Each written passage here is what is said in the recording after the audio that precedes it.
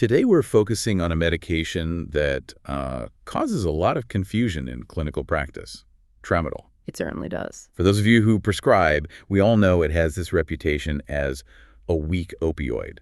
But that's, well, it's a bit too simple, isn't it? Way too simple. That label hides a really complex pharmacology. And a risk profile that is, it's unlike almost anything else we use for pain. Exactly. It's a big deal. If Tramadol is one of your go-to options, you really need to hear this. Let's start with the basics then. We often hear clinicians call Tramadol a dirty drug. Now, that's jargon, of course, but what does that really mean? What is this complex mechanism? It's a good place to start. It's really the opposite of a clean, targeted drug. Yeah. When we say it's multimodal, we mean it hits two completely different targets in the brain at the same time. Okay, so what are the two pathways? Pathway 1 is the opioid part. It's a weak agonist at the mu-opioid receptor, but the key word there is weak. The parent drug itself is not very good at this. And pathway 2? That's where things get interesting. It's also a serotonin and norepinephrine reuptake inhibitor. So an antidepressant action. A potent one. Every time a patient takes Tramadol, they're basically taking a weak opioid plus a psychiatric medication, all in one pill. I think that's the part that gets forgotten so often. It is. You're adding a significant serotonergic load. The activity is pretty comparable to something like venlafaxine, a common SNRI. So you're not just treating pain, you're introducing a major risk for drug interactions. And that complexity just gets deeper when we look at metabolism, right? Tramadol is a prodrug. Why is that so critical for whether a patient gets pain relief or just side effects? The prodrug nature is the source of all the unpredictability. As I said, the parent Tramadol molecule itself, it barely touches the opioid receptor. So it has to be converted. It has to be. To get any real pain relief, the liver has to metabolize it into its active form, which is O-desmethyltramadol. Now, that molecule is a much more potent opioid. And there's one specific enzyme responsible for that conversion. That's right. It all comes down to the cytochrome P450 system, specifically enzyme called CYP2D6. The gatekeeper. The gatekeeper. Mm-hmm. But here's the problem. Its activity is incredibly variable across the population. It's all based on your genetics. It's a genetic lottery then. Yeah. So how does this variability play out in the clinic? Let's start with a patient who's a poor metabolizer. What happens to them? For a poor metabolizer, that enzyme pathway is basically turned off. They don't have enough activity to make the conversion happen. So the drug builds up. The parent drug builds up. And remember, the parent drug is the one with the SNRI effects. So they get all the serotonergic side effects, nausea, dizziness, constipation. But no pain relief. Little to none. The opioid effect is never really switched on for them. That's a terrible trade-off. All of the risk, none of the benefit. It's the worst of both worlds. Okay, so let's flip that. What about the other end of the spectrum, the ultra-rapid metabolizers? This is the scenario that is truly dangerous.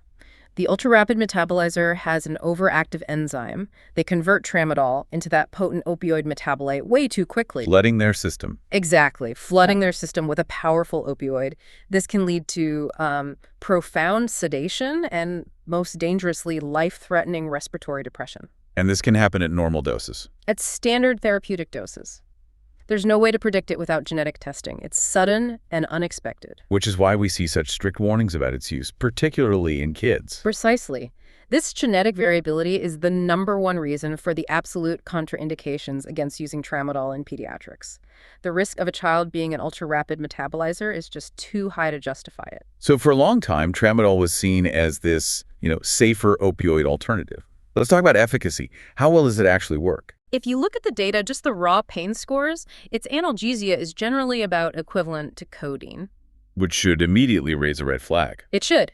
Codeine itself is falling out of favor for the exact same reason, metabolic variability. And how does it stack up against simpler strategies? That's the real issue. Across dozens of studies for both acute and chronic pain, Tramadol very rarely outperforms a good, simple, non-opioid strategy. So things like acetaminophen and ibuprofen. Right. It struggles to show any clear benefit over a regimen like that. So you have to ask, why are you taking on all this extra risk? That initial idea was that the opioid part was weak enough to be safe. That was the perception. And while respiratory suppression might be statistically a little less than morphine, milligram for milligram, that's a very misleading comparison. Because you still have all the other opioid risks. All of them. Addiction, dependence. But then you have to stack on top of that two completely unique and serious toxicities, serotonin syndrome and seizures. So the cumulative risk is actually higher. objectively higher than many alternatives. The data just doesn't support using it over a predictable schedule of acetaminophen,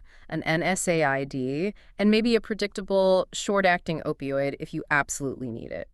Okay, let's get into those two unique toxicities. Let's start with serotonin toxicity.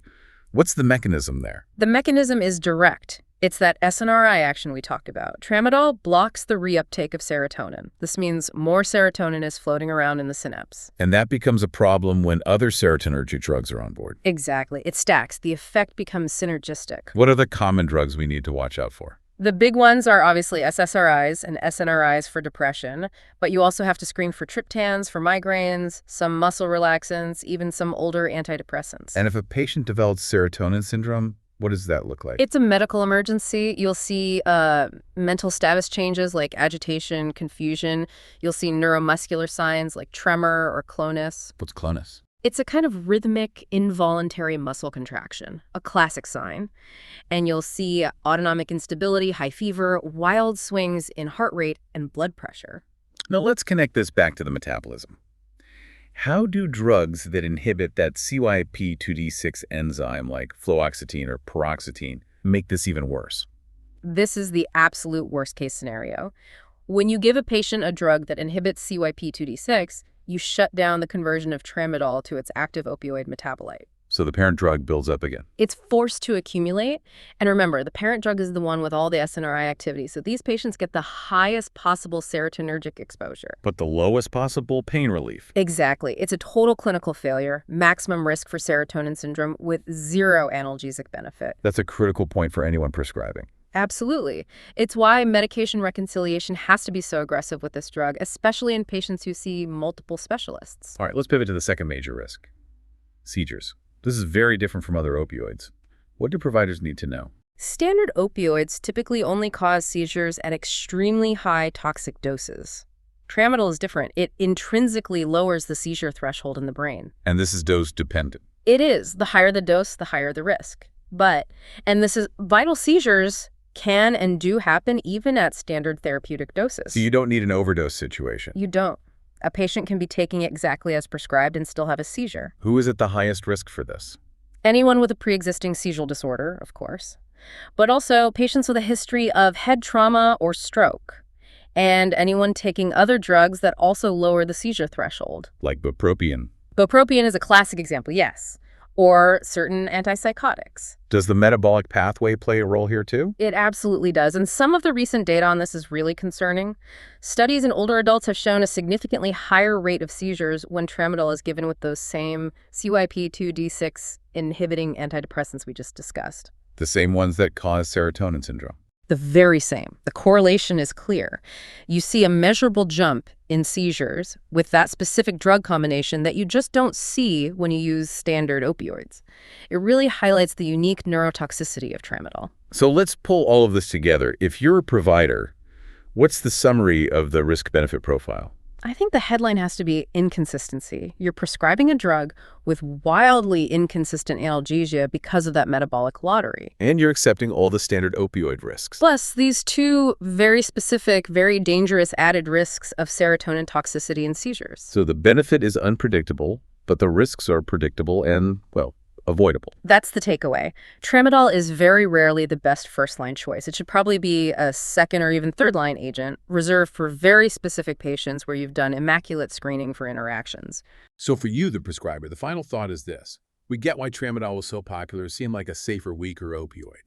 But with what we know now, the metabolic chaos, the serotonin seizure risk, we have to be more precise. So ask yourself, when are we going to stop prescribing a drug whose effect is basically a coin flip in your patient's liver? Is it maybe time we start integrating pharmacogenetic screening into pain management and make these genetic lotteries a thing of the past?